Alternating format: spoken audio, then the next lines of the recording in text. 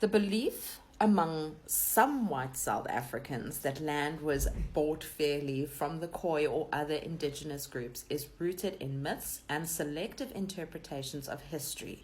Here are some reasons why this narrative persists. Number one, colonial propaganda. During colonial times, European settlers and governments often promoted the idea that land acquisition was consensual to justify their presence and actions. They framed land treaties or agreements with indigenous leaders as fair transactions, ignoring or completely downplaying the power imbalances and lack of mutual understanding. Number two, selective historical narratives. Many white South Africans learned a sanitized version of history during apartheid and colonial education systems. These narratives often presented settlers as peaceful negotiators who respected local customs, obscuring the realities of coercion, manipulation, and violent dispossession. Number three, misunderstandings of indigenous land systems. Indigenous groups like the Khoi and San had fundamentally different concepts of land ownership compared to European settlers. The Khoi viewed the land as communal, shared, and tied to their survival rather than something to be bought or sold. Early settlers often exploited this difference, buying land from leaders who might not have understood the permanence of the agreement or the settlers' intentions. 4. Denial of historical injustice. That's like your favorite thing to do, Bubbles.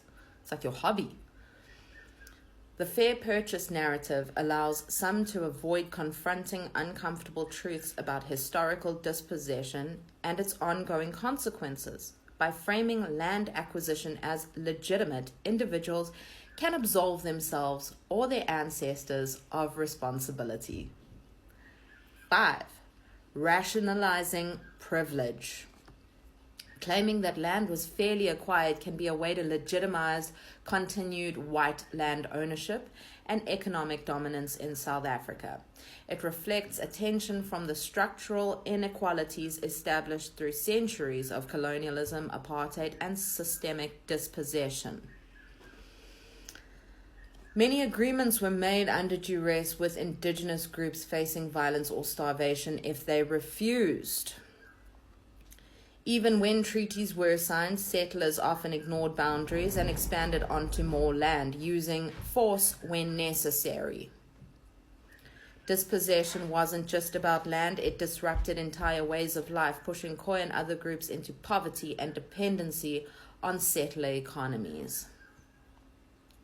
To change this myth and challenge it, it's important to amplify indigenous perspectives and ensure that South African history is taught correctly, with honesty and nuance.